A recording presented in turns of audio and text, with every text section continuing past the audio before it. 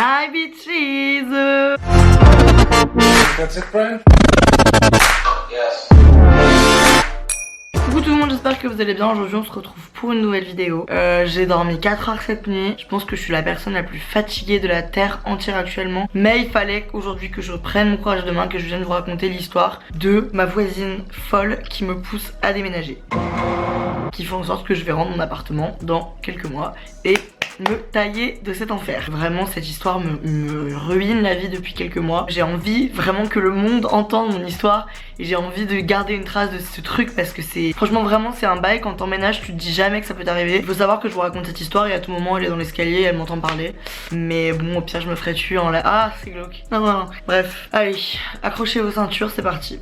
J'habite toute seule depuis 3 ans et il y a quelques mois, donc en septembre dernier, je me dis j'en ai marre d'habiter dans un 18 mètres carrés, j'habitais dans un studio sous les toits minuscules, j'en ai marre, j'ai envie d'un truc grand, j'ai envie de pouvoir enfin marcher dans mon appart, avoir de la place et tout, faire des apéros tranquilles avec tous mes potes, machin, d'être enfin à l'aise chez moi. Je passe des mois et des mois à chercher, je me prends des recals par plein d'apparts, dès que je visite il y a un truc qui va pas dans mon dossier, en gros je me fais refuser de partout, jusqu'à ce que en décembre je visite cet appart là, il est iconique, je vous mets mon house tour par ici, c'est vrai que l'appart il est ouf en lui-même, seul défaut, il est sur cour à l'intersol, comment on dit, à l'entresol, moi j'ai cru l'intercour, enfin n'importe quoi. Tu montes et avant d'arriver au premier étage j'ai mon appart et la cour c'est pas vraiment une cour, c'est plutôt un local à poubelle quoi, enfin vraiment c'est un truc horrible. Autant dire que je vois pas le ciel de ma fenêtre. Niveau luminosité c'est la merde, je vais pas voir grand chose de la journée, genre là on est en plein jour, je suis obligée de mettre une ring light sinon vous me verriez pas, c'est un peu triste mais bon je me suis dit ça va, je vais m'habituer. Je me suis pas habituée mais bref, j'aurais jamais pensé la complication qui aurait pu intervenir à cause de cette situation. Je propose mon dossier, je suis prise immédiatement, donc je suis très surprise mais très contente. Je dis oui, je signe le bail, j'emménage, trop contente, j'installe tout et tout, je me fais un appart de fou. Franchement mon appart il est trop cool, ma crémaillère, tout se passe bien. Quand je fais une soirée j'invite une dizaine de potes, donc il y en a forcément certains qui fument. Et pour éviter de vivre dans un cendrier, j'ouvre les fenêtres pour aérer. Je ne me rappellerai pas la première soirée où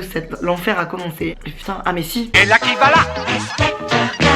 On allait au petit salon après. Ah voilà. Le 19 janvier, il y avait une DC disco au petit salon, donc pour les Lyonnais, et vous connaissez, c'est une soirée trop cool où je vais tout le temps. Et du coup avec mes potes on se dit bah vu que j'ai un appart génial, autant faire l'apéro dedans. Je vous contextualise un peu le truc. La fenêtre de ma cuisine donne sur la cage d'escalier. C'est un peu glauque encore une fois, mais c'est pas glauque dans la vraie vie. Quand tu te mets à la cage d'escalier et que tu te penches, tu peux voir dans ma fenêtre. Mes potes étaient à la fenêtre en train de fumer une clope, ils lèvent les yeux et ils voient une femme penchée. Ça me fout les frissons. Penchée dans la cage d'escalier, qui dit oh. Donc du coup, moi je passe, je dis bonjour, qu'est-ce qu'il y a? Elle me dit venez, donc elle va me parler en bas. Je descends parce que j'ai un escalier pour descendre jusqu'à la porte d'entrée. Bonjour mademoiselle, vous faites un boucan pas possible, c'est insupportable.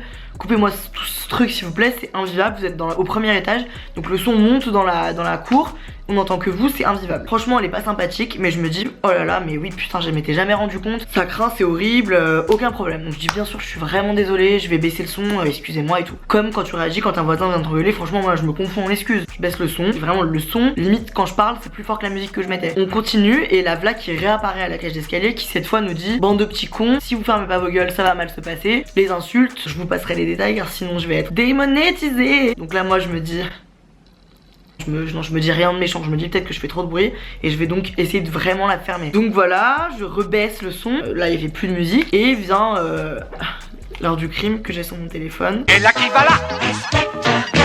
Minuit 46, donc on allait partir. Bon je peux comprendre que minuit 46 c'est un peu tard mais bref. Je me prends un truc là, en plein là. J'ai la photo que je vous mets par ici. Le temps que ça monte au cerveau, cette grosse malade m'avait jeté des œufs à travers la cage d'escalier. Donc j'en ai pris un là qui s'est éclaté par terre et elle en a jeté un autre dans l'appart. Donc il y avait une omelette géante dans mon appart et j'étais toute rouge, genre j'ai vraiment pris l'impact. Cette personne que je vous situe a environ 55 ans. Elle fait pas peur à voir, elle est pas très vieille, elle a des enfants, enfin voilà, c'est une personne qu'on pourrait considérer comme normale. Et là je me prends frère, l'équivalent de quoi faire une pâte à crêpes dans le torse. Je crois que cette fois-ci je lui cours même pas après, juste je suis chouk, je prends des photos, je tweete la police nationale. Moi je sais pas, le 21e siècle ça va pas du tout quoi. Je me dis est-ce que j'appelle la police? Mes copains avaient tous un peu bu, il était quand même 1h du matin. J'avais peur que les flics se disent il y a quelque chose. Donc on se dit on n'appelle pas la police, on va aller à notre soirée tranquille et on verra ce qui se passera la prochaine fois. On va à la soirée, le lendemain matin je me lève, j'ai un seum énorme, j'appelle mes propriétaires qui me disent ah mais la voisine, bien sûr, elle est connue comme le loup blanc, elle est imbuvable, tout le monde la déteste, sauf qu'elle est propriétaire, donc elle est invirable. En gros, on la supporte, on ne peut plus la blairer, mais bah, courage. Je me pose chez moi et j'entends toquer à ma porte, je vais ouvrir, je me dis putain, je vais encore me prendre, je sais pas, des œufs brouillés ou une omelette, sauf que c'était une autre voisine, j'habite dans cet immeuble depuis 10 ans, donc en gros, je vais vous aider, si vous voulez je vous défends, prenez mon numéro. Donc moi, je me dis putain, d'accord, j'envoie un message à l'ancienne locataire de cet appartement, qui me dit oui, je la connais très bien, elle m'a acheté du lait, de la farine dans la gueule, cette personne devrait ouvrir une crêperie plutôt que de dépenser tous ses aliments pour nous les jeter à la gueule, c'est un délire. Il m'a dit oui, t'inquiète, moi aussi je l'ai eu et tout. Ma première réaction c'est de me dire bah sympa, merci de m'avoir prévenu qu'il y avait une vieille folle qui allait me gâcher ma vie. Mon existence est composée à 70% de soirées, donc si on m'empêche de les faire c'est la catastrophe. Et ma deuxième réaction c'est de me dire putain, je me sens pas en sécurité quoi. Je retente l'expérience en me disant là si elle arrive j'appelle les flics. On ouvre encore les fenêtres, je mets la musique le plus bas possible pour que vraiment j'ai rien à me reprocher. 22h10, 3 œufs qui arrivent dans l'appart. Donc évidemment bah c'était la folle, hein, la folasse. Je me suis pas dit que c'était le Père Noël qui venait me faire ma livraison de cadeaux. Je cours après dans l'immeuble pour essayer de la trouver. Je pense c'est Usain Bolt version femme. Elle remonte chez elle à une vitesse folle. Donc je reviens dans mon appart, je prends mon téléphone, bien décidé j'appelle la police. Coucou. Ils viennent, ils disent oh là là c'est n'importe quoi. Elle habite à quel étage pour qu'on aille la voir. Sauf que moi vu que je suis complètement teubée, je savais pas à quel étage elle habitait. Du coup je me retrouve à leur dire bah je sais pas, chercher, on trouve pas l'étage. Elle bon bah croyez-moi bien qu'elle s'était terrée dans son terrier, elle comptait pas sortir pour s'excuser. Donc ils me disent bah mademoiselle allez poser une main courante ou porter plainte. Nous on peut rien faire, couper le son au maximum et la prochaine fois bah au moins ayez son étage pour qu'on puisse la sermonner. Je dis ok c'est pas grave, merci bisous. Le lendemain avec Laure on va poser une main courante. C'est très simple, en gros ça sert à rien une main courante. La vraie étape c'est porter plainte. Sauf que je me suis dit est-ce que j'ai vraiment envie de me foutre dans une procédure de plainte?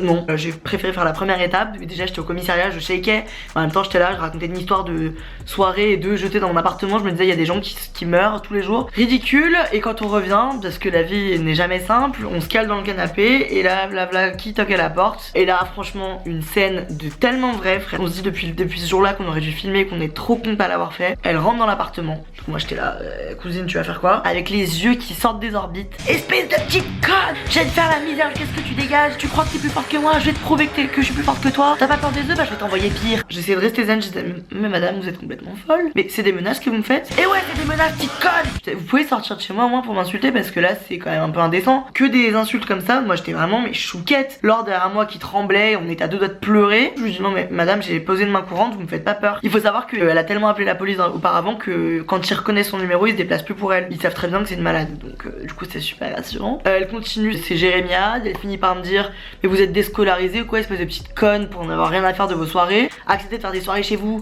et à déranger tous vos voisins, ça se voit que vous êtes vraiment bête. Mais madame vous êtes possédée ou quoi? Elle me répond tout en détente, oui possédée par Satan. Moi il arrive un moment où j'atteins un stade de non-retour quoi, où je me dis vraiment là je ne peux plus, je suis en train de parler avec la représentation physique du démon. Donc j'ai fini par lui claquer la porte au nez parce qu'elle ne sortait pas de chez moi. Et donc là avec Laure on se regarde pendant 10 minutes tremblante en se disant mais qu'est-ce qui vient de se passer? Une vieille personne de 50 ans s'est introduite dans mon domicile pour me faire des menaces et m'insulter. Donc depuis ce jour là Laure n'ose plus foutre un pied chez moi. C'est super cool. Moi ce que je voyais comme mon appart de rêve qui allait changer ma vie se retrouve en un endroit où j'ose plus faire un bruit parce que j'ai peur de me prendre un poulailler sur la tronche. Mes propriétaires tout le monde me disait mais continue les soirées, bats-toi, ça va la lasser au bout d'un moment, te laisse pas abattre, tu vas pas te laisser faire comme ça, montre-lui qu'il est la plus forte et tout. Donc moi j'ai pris de l'ego, je me suis dit je vais pas arrêter. Jusqu'au jour où vient la dernière soirée, donc c'était fin février. Donc déjà ça commence bien, j'ai un pote à moi qui s'assoit sur mon canapé, qui rigole, le canapé se casse en deux, donc là je suis assis sur un canapé cassé. Donc en gros tel que vous me voyez, je suis dans le vide, mais bon bref. Bah bien sûr ça continue,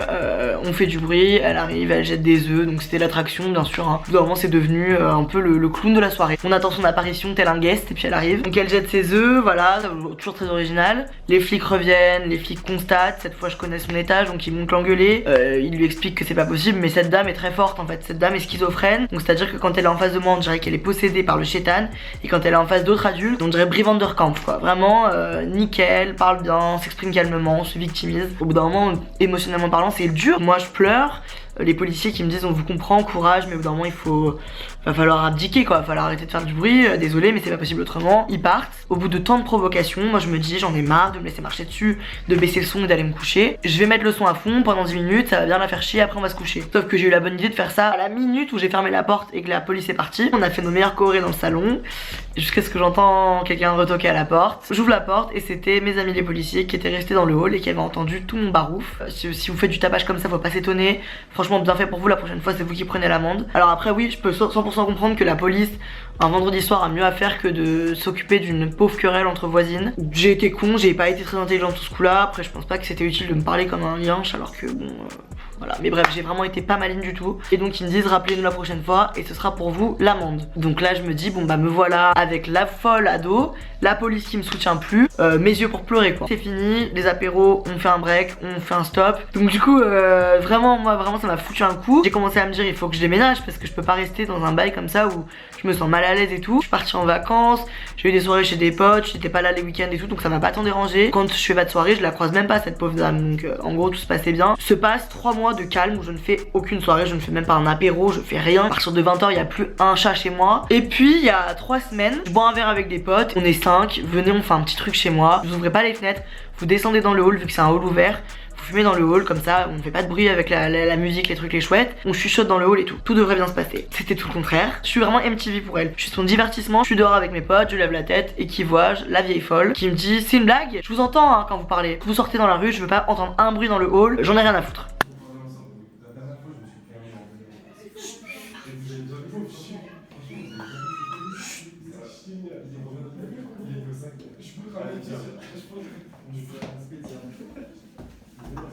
Non s'il vous plaît stop.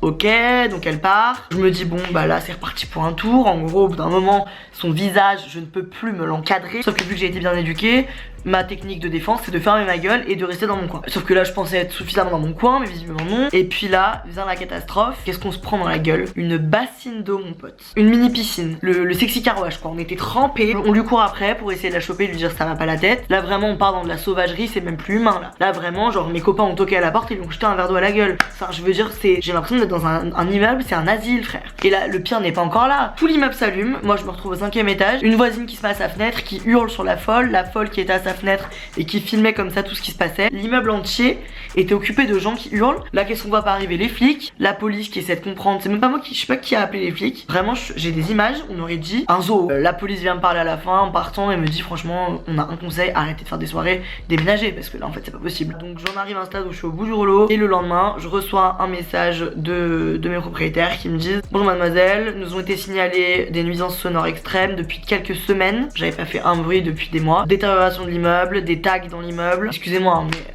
je veux pas faire d'a priori ou quoi.